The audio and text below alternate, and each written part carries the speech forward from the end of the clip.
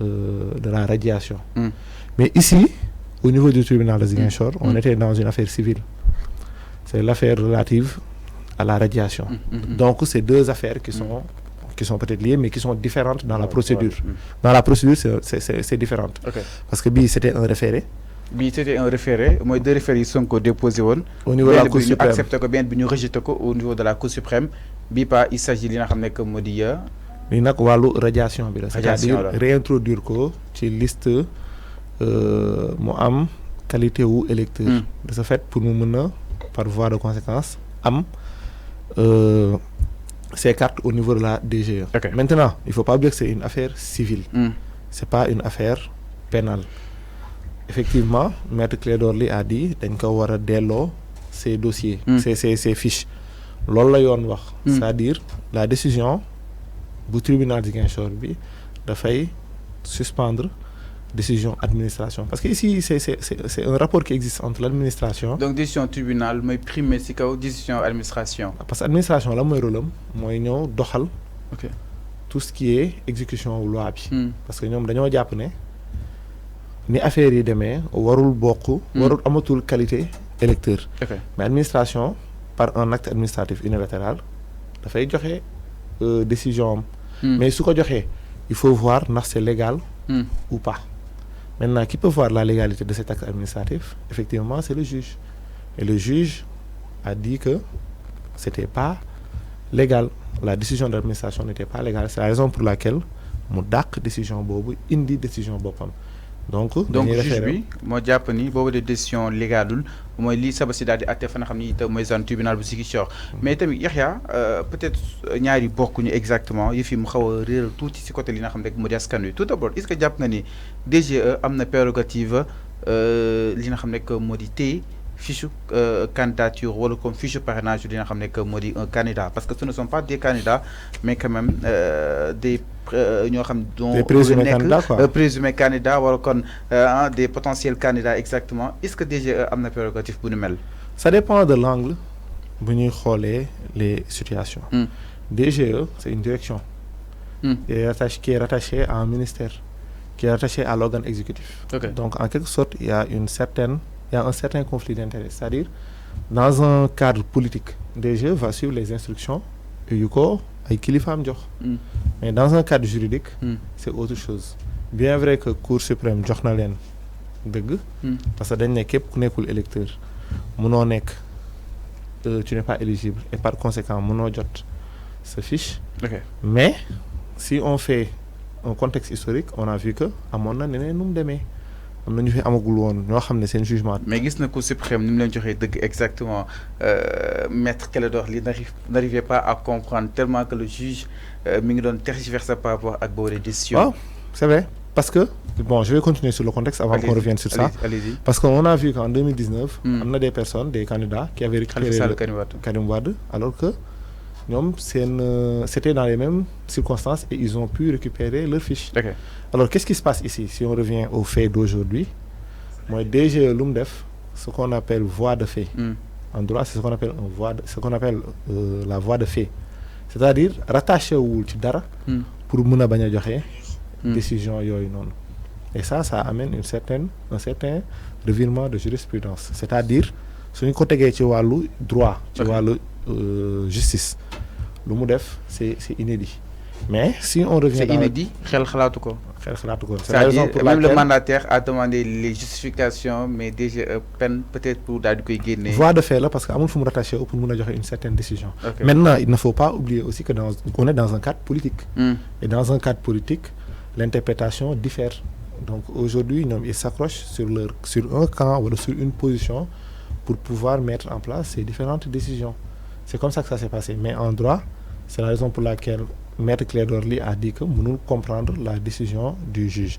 Mais toutefois, je connais que dafay am noy interpréter les choses. Tay nak la Cour suprême les a donné raison sur ce fait-là, alors que sur un autre fait, réintroduire le potentiel candidat ci benen anam. Alors dañuy naan tout le temps que le pourquoi li nga xamné que modi Sonko dal koy atté devant li nga xamné que modi tribunal bu Ziguinchor exactement parce que un problème sur sa résidence posé woon na li nga xam ne que moo di débat et tant d'autres alors le pourquoi prise li nga xam ne moo di tribunal bu Ziguinchor am ndogal si li nga xam ne que moo di yëf yi pourquoi pas Dakar. Pourquoi pas Dakar? Bon, loolu c'est purement c'est pas du wàllu justice wàllu liggéeyu administration la. ok parce que des fois ils ont tendance à jaxase affaire yu bëri. Administration moo ne ci sa wàllu sa dëkkuwaay foo inscrire fooy voter yooyu yëpp day jouer ci fi ñu la war a mën a juger. Et je reviens pour dire que ici on n'est pas dans une affaire qui est pénale. On est dans une affaire qui est purement civile.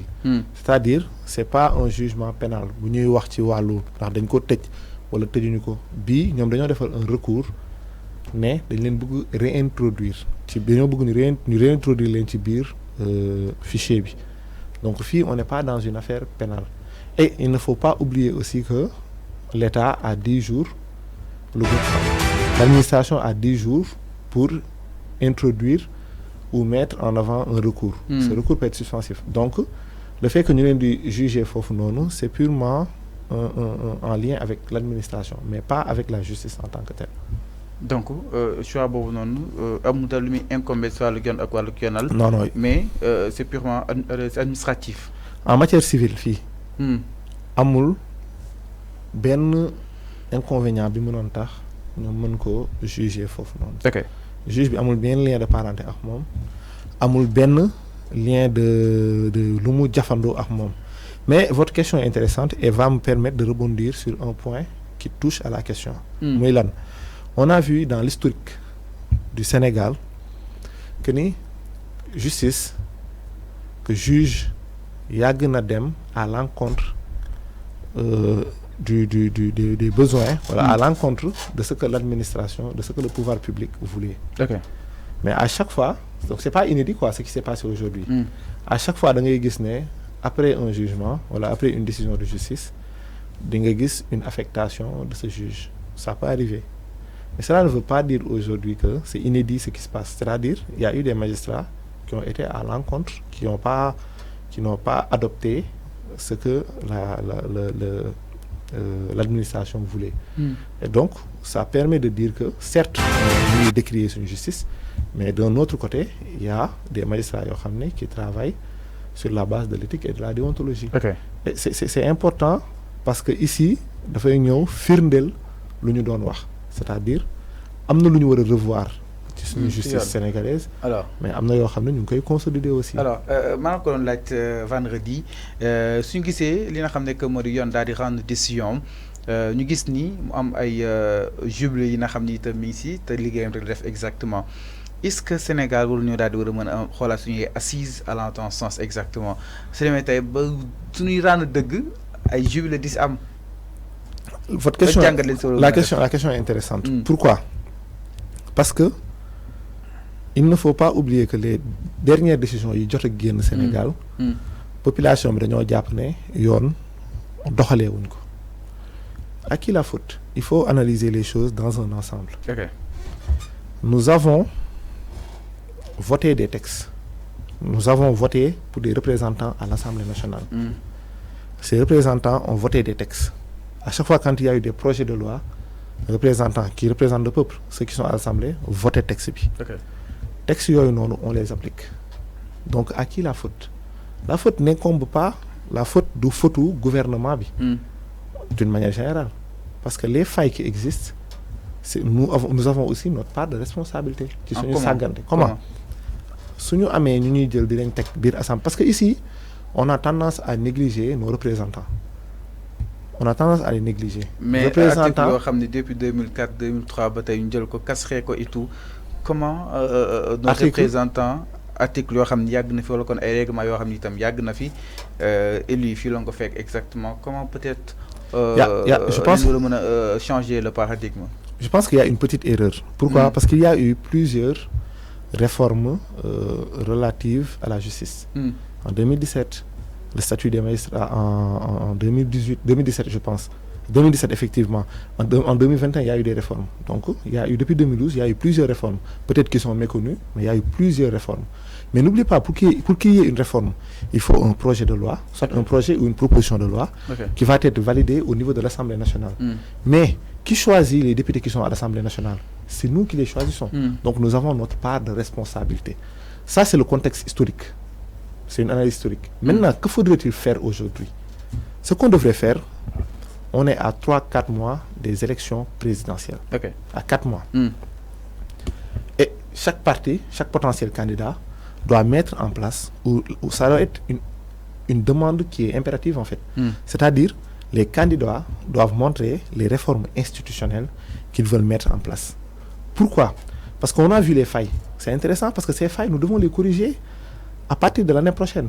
Par exemple, nous dans notre groupe, nous dans notre parti. Donc, les waruñoo top waruñu top. Mais vous venez de le dire. La population sénégalaise aujourd'hui, quand il y a eu cette décision, la population elle a jubilé. Parce que c'est très rare de voir une décision qui va à l'encontre de ce que l'administration désire en fait.